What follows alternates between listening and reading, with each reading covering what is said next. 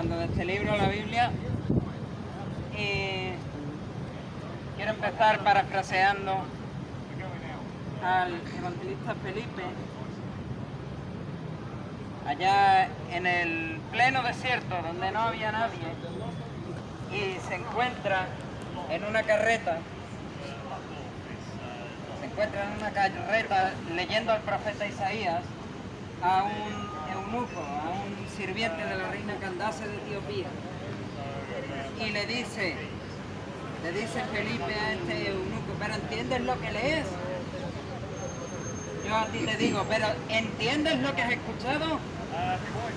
¿De verdad entiendes lo que has escuchado? Porque creo que nunca queda lo suficientemente claro. Creo que quizás nunca queda lo suficientemente claro. El problema que es que el ser humano sea un pecador. Y la bendición, el privilegio que es que el Dios creador haya venido a esta tierra y te haya salvado. Y me haya salvado a mí también. Creo que nunca queda lo suficientemente claro. Parafraseando, vamos a hablar primeramente de la Biblia, porque si no empezamos hablando de la Biblia, si no ponemos esa base, después todo lo que digamos puede quedar a nuestra interpretación de un libro escrito hace unos 1900 años. Parafraseando una ilustración del teólogo reformado Karl Barth: ¿por qué los niños llaman mamá generalmente solo a una de entre muchas mujeres? Desde el niño hasta el anciano dirían: bueno, es que solo esa es mi madre. En ese sentido podríamos hacer la siguiente pregunta: entonces, ¿por qué la Biblia es el principal libro sagrado de los cristianos? Y que en algún grado para todos los cristianos contiene la palabra de Dios. Dejando a un lado si es o si contiene la palabra de Dios, todos imitarán al niño de esta ilustración de Karl Barth, con la madre diciendo: bueno, es que solo ese es el texto sagrado, solo la Biblia es el texto sagrado de los cristianos. Y eso que el Corán y también el Talmud hablan de Cristo en ciertos términos, como Mashiach. El Talmud habla de dos tipos de Mashiach: el Mashiach ben David y el Mashiach ben Yosef, y el Corán que habla en términos de el Mahdi. E igual, este niño del que preguntamos: bueno, ¿y por qué llama a esta mujer su madre y no a la que tiene al lado su madre? Pues quizá este niño puede pasar esto. Piénsenlo por un momento. Imaginaos que la mamá de este niño tiene una hermana y que el papá de ese niño tiene otro hermano, y que esos dos, que son los tíos de este niño, están casados. ¿Por qué llama el niño a su madre madre y no llama a su tía madre? Al final, en cierto modo, podrían tener el mismo ADN. ¿Cómo es que el niño sabe que su madre es su madre? ¿Cómo es que el cristiano sabe que la Biblia es el texto sagrado y que no es el Talmud, o no es el Corán, o no son los Vedas hindúes, o no son los libros sagrados del zoroastrismo, o no es, y ponle el libro que quieras, la epopeya de Gilgamesh, las sagas vikingas, ponle el libro que quieras, los escritos de los druidas? ¿Cómo sabe un cristiano que la Biblia es el texto sagrado? ¿Y cómo sabemos que este texto sagrado es, o al menos contiene en parte, la palabra de Dios? La verdad es que el niño no se confunde de madre por error, y por eso, y lo he dicho antes, si queremos hablar de cómo hallar la salvación, es principal primero, es imprescindible saber que la Biblia es verdad de Dios y única autoridad, inspirada e inerrante. No tiene fallos. Si no empiezas por ahí, si no empiezas por reconocer y comprender que la Biblia como palabra de Dios no tiene fallo, todo lo que tú puedas hablar de salvación, todo lo que tú puedas hablar de la depravación moral del hombre, todo lo que tú puedas hablar de soteriología, de los acrónimos del TULIP, todo lo que tú puedas hablar de teología, y mira que no soy teólogo, todo lo que tú puedas hablar se cae como si fuese una interpretación más entre las tantas que hay. Y es que mira, Pedro, el que mal llaman el primer papa, no era teólogo, tampoco estudió en un seminario. Pedro tampoco hizo un cursillo de membresía para ser discípulo de Cristo, solo fue elegido. Pedro, ven para acá. Bueno, en este caso, Simón, ven para acá.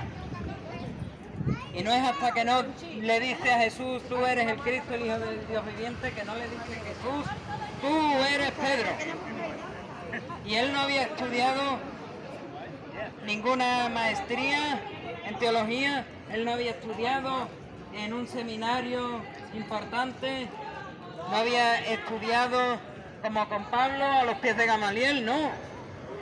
Pedro era un simple pescador, era alguien del vulgo, alguien que quizás a lo mejor ni sabía escribir ni leer. Y sin embargo, ¿qué otro apóstol reconoce antes de la muerte de Jesús que Jesús era el Cristo, que Jesús era ese Mashiach del que habla más adelante el Talmud? ¿Quién sino Pedro? Y es que, sinceramente, no hay ningún otro texto como la Biblia que diga de sí mismo ser verdad de Dios inspirada por él mismo frente a otros escritos humanos y supuestos textos sagrados. Y cuando entiendes qué dijeron Jesús y Pablo, entiendes que la Biblia, la palabra de Dios, como dice Juan 17:17, su palabra es verdad, que como dice Romanos 3:4, Dios es veraz y el hombre mentiroso. O que, como dice la segunda epístola de Timoteo, capítulo 3, versículo 16, toda la escritura es inspirada. Por eso es importante que entendamos que lo que Dios dice en su palabra es autoritativo. Que lo que aquí está escrito es sí y amén. Y no hay de otra. Un soldado en el ejército en plena guerra, a menos que sea un irresponsable, a menos que sea un estúpido, le va a decir al capitán: no, mira, lo que me estás diciendo no me vale. Tú me dices que yo vaya contra el ejército enemigo, que sabes cuál es la táctica para ganar la guerra, pero a mí no me vale. Yo me voy a lanzar al ejército enemigo como me dé la gana y justo en el último momento, bandera blanca. Voy a levantar la bandera blanca y decir: me rindo, me uno a ustedes. Creo fielmente que lo que mi capitán me ha dicho es mentira y que ustedes van a ganar la guerra. Nadie en su sano juicio, ningún soldado raso en su sano juicio, le diría al capitán: no, tú estás equivocado. Es por eso imprescindible entender que la Biblia como palabra de Dios es autoritativa. Es la última autoridad y de hecho es la única de todas las posibles autoridades que no puede tener fallos. Al ser inspirada por Dios no puede tener fallos. El Espíritu Santo no inspira a Ireneo de Lyon para escribir contra las herejías. El Espíritu Santo no inspira a Eusebio a escribir historia de la Iglesia. El Espíritu Santo no inspira a escribir todos esos relatos místicos de Fernando de Claraval y de otros místicos romanistas. que hablan de cosas verdaderamente asquerosas que solo personas mayores de edad podrían leer. No voy a decir deberían leer, podrían leer. Tampoco el Espíritu Santo inspira a los concilios a decir, bueno, Dios dice no se deben adorar imágenes, pero nosotros vamos a decir, bueno, pero está bien la veneración, está bien el besar una pinturita, está bien el prenderle velitas a una imagen de madera. No, el Espíritu Santo tampoco inspira a esos concilios, a ese magisterio, que dice, bueno, quizás sí que la Escritura no tiene fallos, pero también el Papa no tiene fallos hablando en cátedra. ¿Qué sinsentido es ese? Entonces, ¿dónde ponemos la autoridad? ¿La ponemos en el Papa, en el magisterio, en los concilios? ¿La ponemos en la tradición? ¿La ponemos en las Escrituras? ¿Dónde? ¿Dónde ponemos esa norma, esa última norma, ese paraguas sobre el cual todo cae? Sinceramente, solo la Biblia dice de sí misma que es inspirada por Dios. Y solo la Biblia dice de Dios, yo soy veraz y el hombre es mentiroso. Entonces, solo la Biblia es inerrante, solo la Biblia es inspirada, solo la Biblia es autoritativa, es verdad de Dios. Solo la Biblia te puede decir lo que está bien y lo que está mal. Y me da igual quien te diga lo contrario. Si la Biblia dice negro, aunque alguien te diga blanco, es negro. En temas de moral, si la Biblia dice negro, es negro. Y si la Biblia dice blanco, es blanco. Si la Biblia dice malo, malo. Si la Biblia dice bueno, bueno. Y la Biblia es como una carta de Dios al hombre. Una carta de Dios al hombre que dice, eres muy mal portado, te voy a tener que castigar. Pero quiero que sepas, dice Dios, quiero que sepas que no te odio. Parece cuando hablamos que es como que Dios odia al ser humano por las cosas malas que hace, pero no. Dios no te odia, Dios te quiere. Aunque a Dios le asquee tu conducta, Dios no te odia, Dios te quiere. Por eso, como Dios te ama, hace un intercambio, glorioso intercambio. Y es que tú no tengas que sufrir el castigo, yo tampoco. Porque aquí no se salva a nadie. Todos somos unos mal portados, unos niñatos mal criados a los ojos de nuestro Padre Dios, que necesitamos un castigo. Que Dios está asqueado por nuestra conducta, pero que Dios no nos odia, sino que Dios nos ama. Y como Dios nos ama, Dios ofrece un intercambio. Yo te tengo que castigar. Yo te tengo que castigar a ti, Pablo. Yo te tengo que castigar a ti, Noelia. Yo tengo que castigar a todas las personas que caminan sobre la faz de la tierra. Pero como yo, Dios, amo a Pablo, yo, Dios, amo a Noelia, yo, Dios, amo a todas las personas que caminan sobre la tierra, voy a hacer un intercambio. Tú no vas a recibir el castigo. Yo tampoco. Tú no vas a recibir ese castigo por ese carpe diem, como algunos llaman. Ese vive la vida como quieras, que vida solo hay una.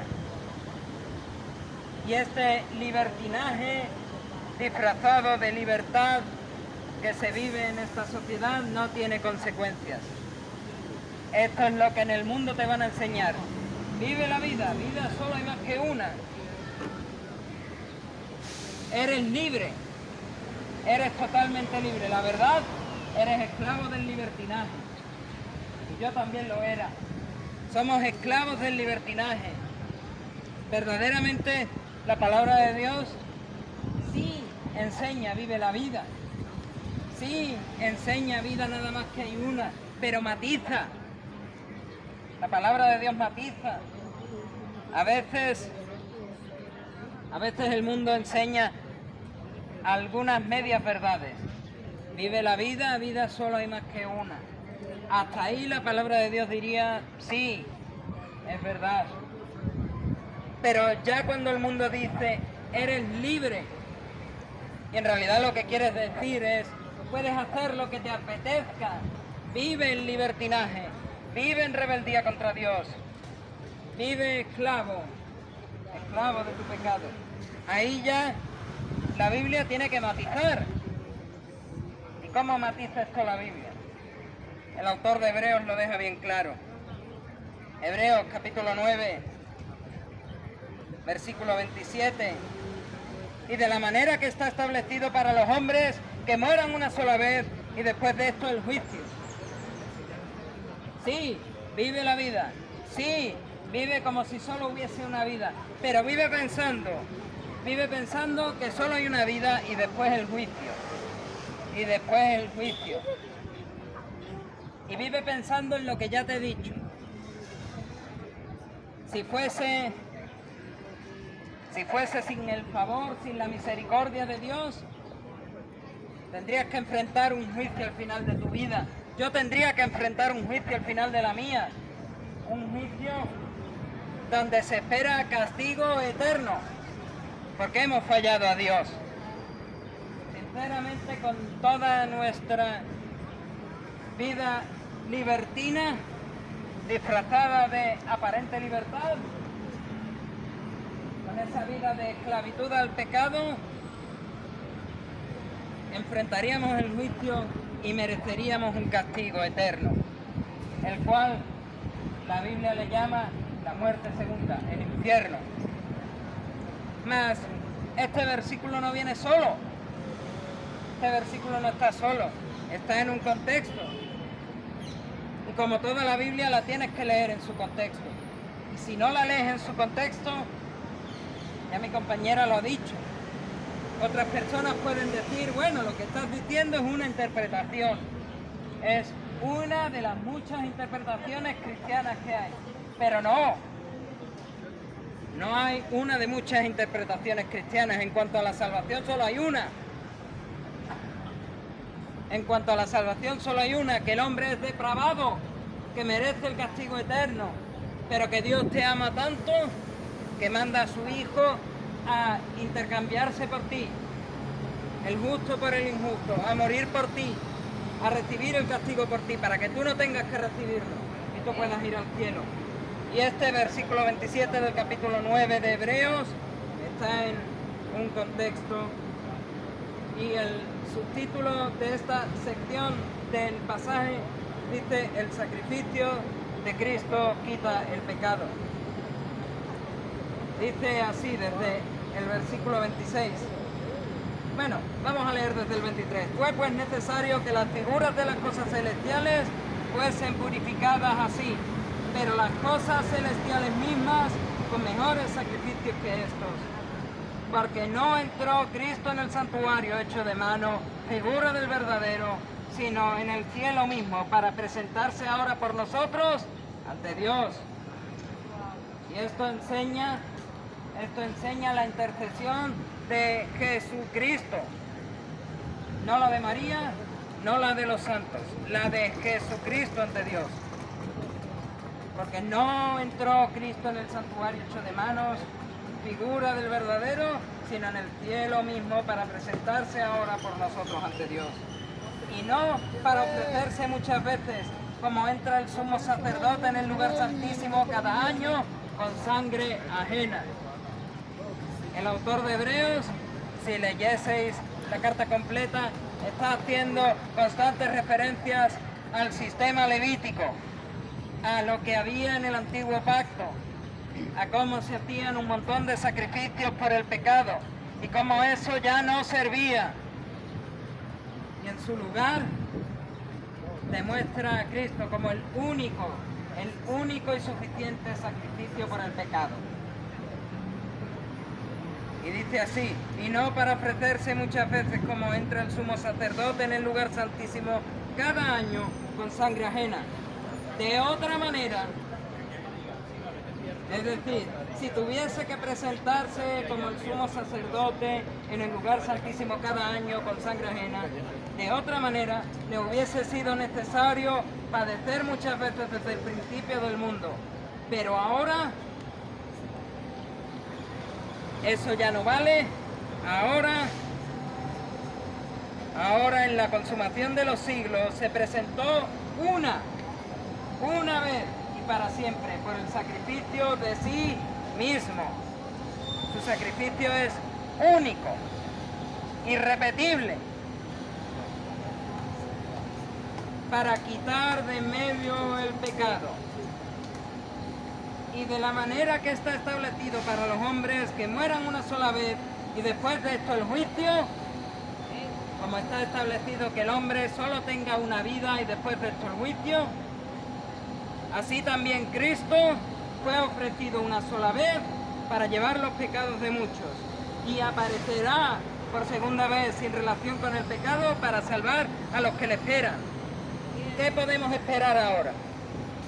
Podemos esperar ahora que todo aquel que cree en Cristo, todo aquel que se arrepiente de sus pecados, tiene seguridad que cuando Cristo vuelva otra vez, ese es salvo. Aquí no está diciendo, bueno, puede que en el momento que creas en Cristo, puede que en el momento que te arrepientas de tu pecado seas salvo, y si sigues perseverando, cuando venga Jesús por segunda vez, entonces ya definitivamente sabes que eres salvo. Eso no es lo que enseña la palabra de Dios. Y tantos versículos nos dan prueba de esto. Que no son las obras, jamás pueden ser las obras las que te salven. Las obras serán esa muestra de la salvación. Es decir, si tú perseveras, estás mostrando que eres salvo. No eres salvo porque perseveras, sino perseveras porque eres salvo. Y no es como dicen algunos, gimnasia mental. Es muy sencillo. Si tú te salvas, te salvas. Y si tú perseveras, estás mostrando que te salvaste. No necesitas seguir haciendo obras para mostrar que te salvas. Si necesitase seguir haciendo obras para mostrar que te salvas, entonces Ezequiel te diría, el profeta Ezequiel, capítulo 18, te diría: vino a mí palabra del Señor diciendo, ¿qué pensáis vosotros los que usáis este refrán sobre la tierra de Israel? Que dice, los padres comieron las uvas agrias y los dientes de los hijos tienen la dentera. Vivo yo, dice el Señor, tu Dios, que nunca más tendréis por qué usar este refrán en Israel. He aquí que todas las almas son mías, como el alma del Padre, así el alma del Hijo es mía, el alma que pecare, esa morirá. Después sigue hablando. Bueno, algunos dicen, bueno, si el Padre está pecando, pero ahora el Hijo se arrepiente del pecado del Padre, ¿el Hijo recibirá el castigo por el Padre también? No. Dice Dios a través de Ezequiel, no. Si el Hijo se arrepiente, el Padre sufre el castigo, el Hijo no. Y al revés, si el Padre hace lo bueno y el Hijo hace lo malo, el Hijo no será castigado igual que no era castigado el Padre, no. El Padre que hizo lo bueno será premiado por el bien que hizo. Y el hijo de ese padre que hizo lo malo será castigado por el mal que hizo. Como enseña Ezequiel, si tú haces lo malo, recibirás el castigo por el mal que haces. Si tú haces lo bueno, recibirás el premio por el bien que haces. Y es que el premio o el castigo de hacer el bien o el mal no es ni más ni menos que dónde va a pasar tu alma a la eternidad. Y es lo primero que tienes que entender.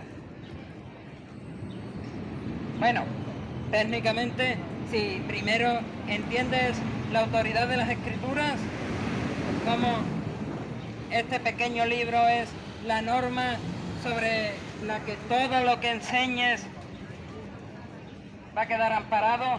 Si tú enseñas algo contrario a este libro, las consecuencias son para ti, aunque al final puedan aplicar a los que te escuchan y a los que obedecen a tus enseñanzas. Vale, pero si lo que enseñas está acorde a lo que dice aquí, ya tenemos los cimientos de la casa. El primer cimiento de la casa es entender que lo que dice aquí es verdad revelada de Dios. El siguiente cimiento de la casa de la salvación del ser humano es reconocer los cargos por los que se les lleva a juicio, es decir, la depravación moral del ser humano. Si yo reconozco mi depravación moral, entendiendo que la Biblia es la verdad revelada de Dios, yo ya tengo el piso de la casa y el suelo de la casa y el primer piso. Cuando ya entiendes eso y entiendes que Dios te ama de tal manera que ha entregado a su Hijo unigénito para que todo aquel que en él crea no se pierda, mas tenga vida eterna, es decir, entiendes que Dios se encarna en Jesús, vive la vida perfecta, resiste las tentaciones del diablo y al final de su vida, muerto en esa cruz, sepultado y resucitado al tercer día, ya tienes el segundo piso de la casa. Ya tienes el segundo piso de la casa. Te falta hacerle el techito y la chimenea. Y el techito y la chimenea de esta casa de la salvación es arrepentirte de esos cargos que ya has reconocido, de esa depravación moral que como yo tú tienes. Entonces Dios te perdona, ya tienes el techo. Y reconocer, como ya has entendido, que Jesucristo de Nazaret es el Dios encarnado, que murió en esa cruz por tus pecados, fue sepultado y al tercer día resucitó. Ya con eso tienes la casa de la salvación creada. Te vas al cielo. Volvamos a pintar. Tenemos la estatua de Velázquez, así que volvamos a pintar esta ilustración. El suelo de la casa entiende que la palabra de Dios es verdad revelada de Dios. El primer piso entiende que como hombre caído eres moralmente depravado. El segundo piso entiende que en el amor del Señor Dios se encarga en la persona, Dios se encarna en la persona de Jesucristo, vive la vida perfecta y muere en la cruz del Calvario. El techito de la casa, arrepiéntete de esos pecados y recibe el perdón de Dios. Y para terminar, la chimenea de la casa, que echa humo que sube hasta el cielo, como así vas a ser tú, si entiendes esta ilustración. La chimenea con el humo que sube hasta el cielo de la casa es poner toda tu fe, poner toda tu confianza, poner tus ojos en Jesucristo, el autor y consumador de la fe. Él es quien murió en esa cruz del Calvario, derramó su sangre, fue sepultado y al tercer día resucitó. Entiende esta ilustración de la casa de la salvación del ser humano, será salvo. Y en muchos lugares te dirán, no, haz buenas obras y a lo mejor. Pues no. La palabra de Dios enseña, sé salvo y después haz buenas obras. Como dice el apóstol Pablo, somos salvos por gracia para buenas obras que Dios preparó de antemano. Para buenas obras, no por buenas obras, para buenas obras. Hay una diferencia entre el por y el para. La sangre derramada de Cristo en el Calvario, la cruz del Calvario es por todos los pecadores, pero la salvación no es para todos los pecadores. La cruz del Calvario abre la puerta a todos los pecadores, pero no todos los pecadores van a entrar por la puerta. Como dice Jesús, muchos me dirán en el día postrero, Señor, Señor, en tu nombre no hicimos milagros, y en tu nombre no profetizamos, y en tu nombre no echamos fuera demonios. Y Jesús les dirá, de cierto te digo, que no os conozco, apartaos de mí, hacedores de maldad. Entended esta ilustración de la casa y seréis salvos, para darle a Dios toda la gloria y la honra que solo Él merece. A Él sea la gloria.